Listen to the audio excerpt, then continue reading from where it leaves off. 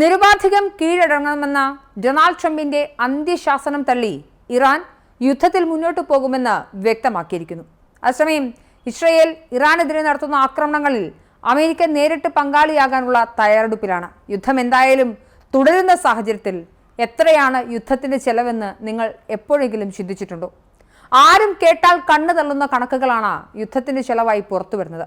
ഇറാനെതിരായ പ്രവർത്തനങ്ങൾക്കായി ഇസ്രായേൽ നിലവിൽ പ്രതിദിനം $725 മില്യൺ ചെലവഴിക്കുന്നത് എന്നാണ് മുൻ ഇസ്രായേലി പ്രതിരോധ മന്ത്രാലയ സാമ്പത്തിക ഉപദേഷ്ടാവ് റീം അമിനാച്ചിൽ അറിയിക്കുന്നത്.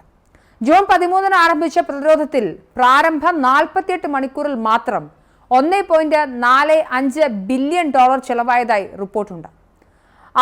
വ്യോമാക്രമണങ്ങൾക്കും അയൺ ഡോം ആരോ മിസൈൽ ഇന്റർസെപ്റ്റുകൾ പോലുള്ള പ്രതിരോധ പ്രവർത്തനങ്ങൾക്കും ഉൾപ്പെടെയുള്ള ചെലവാണിത്. ആരോ, ഡേവിഡ് സ്ലിംഗ് പോലെയുള്ള മിസൈൽ പ്രതിരോധ സംവിധാനങ്ങൾക്കുള്ള ചെലവ് ഒരു രാത്രിക്ക് $285 മില്യൺ കണക്കാക്കപ്പെടുന്നു. യുദ്ധവിമാനങ്ങൾ പ്രവർത്തിപ്പിക്കുന്നതിനും സ്മാർട്ട് ആയുധങ്ങൾ വിന്യസിക്കുന്നതിനും പ്രതിദിനം $300 മില്യൺ എന്നിങ്ങനെ പോകുന്നു കണക്കുകൾ. ഈ അസാധാരണമായ ചെലവ് ഏതൊരു രാജ്യത്തിനും താങ്ങാനാവുന്നതിലും അപ്പുറത്താണ്. 2025 ഇസ്രായേലിന്റെ GDP വളർച്ചാ പ്രവചനം ഗവൺമെന്റ് ഇതിനകം തന്നെ 4.3% നിന്നും 3.6% കുറച്ചു. കൂടാതെ ധനക്കമ്മി GDPയുടെ 4.9% എന്ന നിയമപരമായ പരിധിയിലേക്ക് എടുക്കുന്നതായും റിപ്പോർട്ട് വന്നു. സാമൂഹിക അടിസ്ഥാന സൗകര്യങ്ങൾ എന്നിവയ്ക്കുള്ള ബജറ്റ് വിഹിതം, ഗാസ യുദ്ധത്തിനു ശേഷമുള്ള സാമ്പത്തിക നില മെച്ചപ്പെടൽ എന്നിവയ്ക്ക് കാലതാമസം വരുമെന്നാണ് നിലവിൽ മനസ്സിലാവുന്നത്. ഒരു യുദ്ധവും അത്ര നിസ്സാരമല്ല. കോടിക്കണക്കിന് രൂപയാണ് ഇതിന്മേൽ ചെലവാകുന്നത്.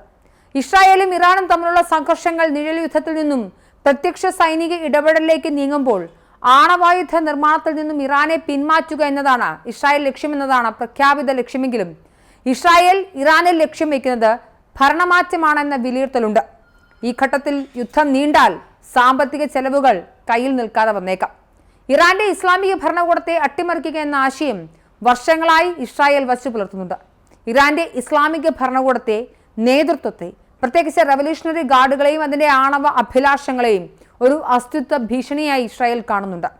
ഭരണകൂട അസ്ഥിരത ഉണ്ടാക്കുക എന്നതാണ് പ്രധാന ലക്ഷ്യമെന്ന് സൂചിപ്പിക്കുന്നതായിരുന്നു ഫോക്സ് ന്യൂസ് അടക്കമുള്ള മാധ്യമങ്ങൾക്ക് ഇസ്രായേൽ പ്രധാനമന്ത്രി ബെഞ്ചമിൻ നെതന്യാഹു നൽകിയ അഭിമുഖത്തിൽ ഇറാനിലെ ജനങ്ങൾക്ക് സ്വാതന്ത്ര്യമാണ് ഇസ്രായേൽ ലക്ഷ്യം വയ്ക്കുന്നതെന്ന വ്യക്തമാക്കലിലൂടെ മനസ്സിലാവുന്നത്.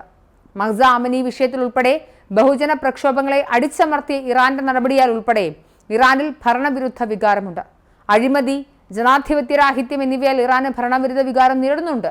ഇറാന്റെ ഇസ്ലാമിക ഭരണകൂടം പതിറ്റാണ്ടുകളുടെ ഉപരോധങ്ങൾ, ആഭ്യന്തര പ്രതിഷേധങ്ങൾ എന്നിവയെ ചേർത്തുനിന്ന് സ്വേച്ഛാധിപത്യ ഭരണമാണ് നടത്തുന്നത്.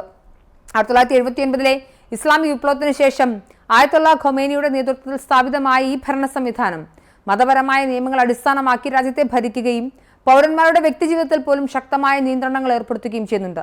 ഈ ഭരണം രാജ്യത്തിന്റെ ആഭ്യന്തരവും ബാഹ്യവുമായ കാര്യങ്ങളിൽ വലിയ സ്വാധീനം ചെലുത്തുന്നുമുണ്ട്. ഖമേനിയുടെ ഇസ്രായേലിനെ കുറിച്ചുള്ള പ്രസ്താവനകൾ വളരെ വ്യക്തവും തീവ്രവുമാണ്.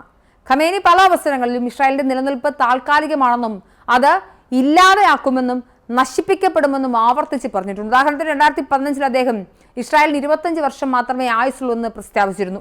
പിന്നീട് ഇസ്രായേലിന്റെ ആഭ്യന്തര പ്രതിസന്ധികൾ കാരണം ഈ തകർച്ച താൻ പ്രതീക്ഷിച്ചതിലും വേഗത്തിലാകുമെന്നും അദ്ദേഹം പറയുകയുണ്ടായി. മാരകമായ അർബുദം, ഡേഞ്ചറസ് ഡെഡ്ലി ക്യാൻസർ ട്യൂമർ എന്ന് ഖമേനി വിശേഷിപ്പിക്കുകയും വേരോടെ പിഴുതെറിയപ്പെടണമെന്ന് ആവശ്യപ്പെടുകയും ചെയ്തിട്ടുണ്ട്. ഈ പ്രസ്താവനകൾ പല പ്രസംഗങ്ങളിലും അദ്ദേഹം ആവർത്തിച്ചിട്ടുമുണ്ട്. എന്തായാലും ഇത്തരത്തിലുള്ളൊരു രാഷ്ട്രത്തെ, അതിൻ്റെ ഭരണ നേതൃത്വത്തെ താഴെ ഇറക്കുക എന്നതാണ് നിലവിൽ ഇസ്രായേൽ നടത്തുന്ന പരസ്യമായ വെല്ലുവിളി.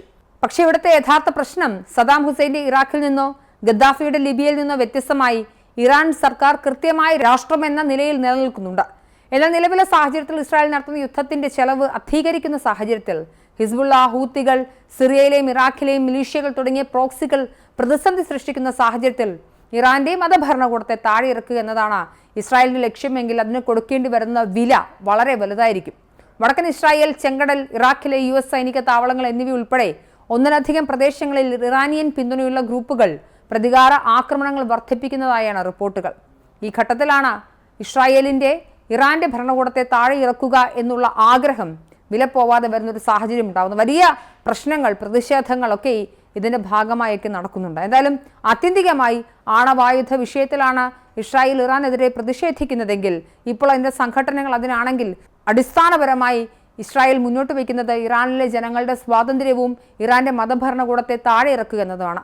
അതിന് ഒരു ദിവസം $725 മില്യൺ എന്ന വലിയ കണക്കുകൾ വരുന്ന യുദ്ധച്ചെലവിൽ നിന്നും ഇസ്രായേലിനത് എത്ര നാളത്തേക്ക് താങ്ങാൻ സാധിക്കുമെന്നും യുദ്ധം അതിനൊരു പരിഹാരം സൃഷ്ടിക്കുമോ എന്നൊക്കെ കണ്ടറിയേണ്ടതുണ്ട്.